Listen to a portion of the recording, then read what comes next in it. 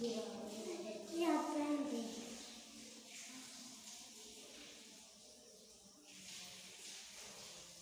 तीनों की हो जाए, ठीक है। आप तीनों तीनों की हो जाए।